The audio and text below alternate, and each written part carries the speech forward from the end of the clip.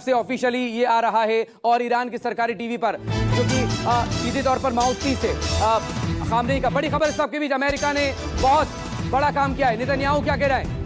Iran पर अमेरिकी हमले के बाद नेतन्याहू का बड़ा बयान इस वक्त आ चुका है। अमेरिका ने बहुत ताकत के साथ काम किया। बड़ी खबर न्यूज 24 पर इस वक्त आपके सामने, वॉर ब्रेकिंग।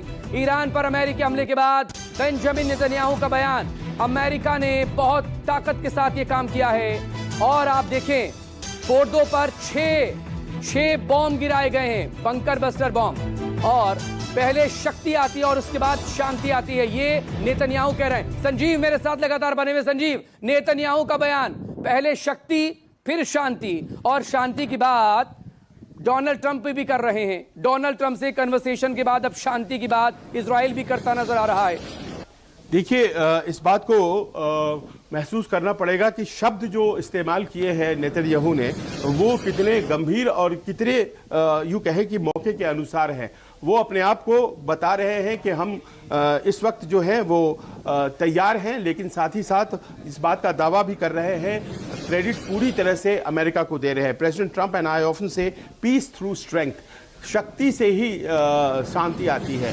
और ये कहीं ना कहीं इस बात को कहने की कोशिश है कि first comes strength then comes peace, यानी कि अगर हम शक्ति का प्रदर्शन नहीं करेंगे तो फिर कहीं से भी शांति नहीं आएगी। अब आप इन बेंजामिन नेतन्याहू साहब को समझिए, पिछले 20 सालों से ये एक ही दिन का सपना देख रहे थे, एक ऐसा सपना जिसको कि शुरू भी इन्होंने किया, और हमेशा से successive Israeli presidents, prime ministers हमेशा से इस बात को कहते रहे कि हमें ईरान को अटैक करना है। नेतन्याहू ने जब से उन्होंने कार्यभार संभाला है, और ये ऐसा रह करके उन्होंने पिछले 20 सालों में कई दफे संभाला है, उनकी लगातार कोशिश रही थी कि वो ईरान पर हमले करे, और ईरान पर जब वो हमले करे तो अमेरिका उसमें साथ दे।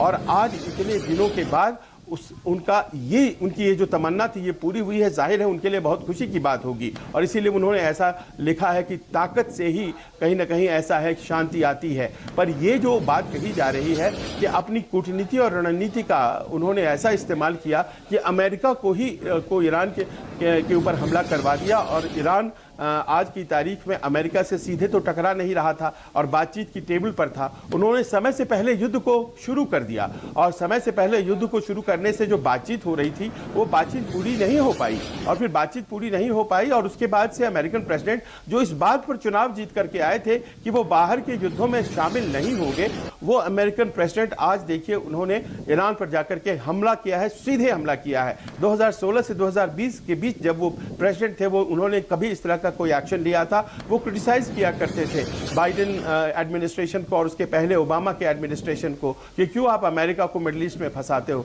लेकिन आज देखिए उन्होंने खुद किया है। तो ये इनकी कूटनीति रणनीति का अपना एक हिसाब किताब है, जिसमें कि उन्होंने आज अमेरिका को सीधे तौर पर मिडिल ईस्ट के युद्ध में शामिल कर दिया है, और अब कह रहे हैं कि देखिए पीस तभी होती है जब शक्ति होती है। जाहिर है कि आज अपने आप को बहुत ताकतवर समझ रहे हैं और इंतजार कर रहे होंगे कि आखिरकार ईरान की प्रतिक्रिया क्या होती है। सजीव बने रहिए, लगातार हम आपसे बात करते रहेंगे। लेकिन इस वक्त की बहुत बड़ी खबर लगातार न्यूज 24 पर आपके सामने, ये देखें तस्वीरें, कैसे न सिर्फ फोर्डो बल्कि नतांज और इस्फहान पर भी अटैक्स यहां पर किए गए हैं। तस्वीरों के जरिए, मैप के जरिए आपको बताते हैं। देखिए, ये तीनों दरअसल ईरान का ये मैप है, और इसमें ये 3 न्यूक्लियर साइट्स है। सबसे ज्यादा निशाना दरअसल फोर्डो पर था, क्योंकि ये टारगेट पर इतनी आसानी से आ नहीं पा रहा था। जमीन से करीब 61 मीटर से लेकर 90 मीटर तक की गहराई में फोर्डो न्यूक्लियर प्लांट के होने की बात लगातार कही जा रही थी, और इससे B2 बंकर बस्टर बॉम्ब के जरिए ही यहां पर इसे टारगेट किया जा सकता था। और इसीलिए अमेरिका की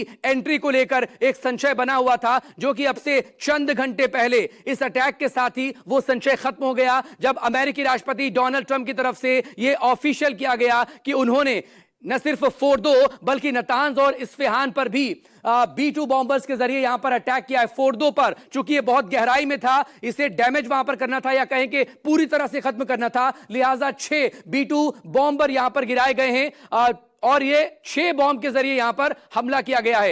लिहाजा पूरी न्यूक्लियर साइट जो है वो पूरी तरह से खत्म हो गई होगी। अंदाजा फिलहाल यही लगाया जा रहा है। ईरान की तरफ से भी अभी तक का जो ऑफिशियल वर्जन, जो बयान आया ईरान की तरफ से, पहली प्रतिक्रिया आई है फोर्डो को लेकर, उन्होंने इस बात को एक्सेप्ट किया है, यह कबूल किया है कि फोर्डो पर अटैक हुआ है और हमें बहुत बड़ा नुकसान हुआ है, यह ईरान की तरफ से कहा गया। अब नतांज को लेकर बात करें और इस्फहान को, 30 जो है टॉम हॉक मिसाइल से यहां पर अटैक किया गया है नतांज और इस्फहान पर। और ये तीनों दरअसल इसलिए भी अहमियत रखते हैं, इंपॉर्टेंस रखते हैं, क्योंकि ये दरअसल यूरेनियम एनरिचमेंट प्लांट भी थे। और अब हमले की तस्वीर आपको दिखा दें, हमले की तस्वीर अब आपको दिखाते हैं न्यूज़ 24 पर। आप देखिए, देखें हमला, कितना बड़ा धमाका, कितना बड़ा एक्सप्लोजन, और ये एक कितना बड़ा धमाका था जिसकी आवाज कई किलोमीटर दूर तक सुनाई दी। और ये देखें, जब B-2 बॉम्बर्स के जरिए हमले होते हैं तो कैसे पूरे जगह को खत्म कर दिया जाता है, क्योंकि इसका जो एक्शन लेने का या फिर अटैक करने का जो तरीका होता है, बॉम्ब दरअसल अंदर की तरफ जाता है और उसके बाद जाकर वो एक्सप्लोड होता है, उसके बाद जाकर फटता है। तो अगर अंदर कोई, आपने कितना ही फुल प्रूफ बंकर वहां पर बना रखा हो, उसे भी ये डैमेज करने की ताकत रखता है और 15 टन तक का वजन अपने साथ ले जाने में सक्षम है।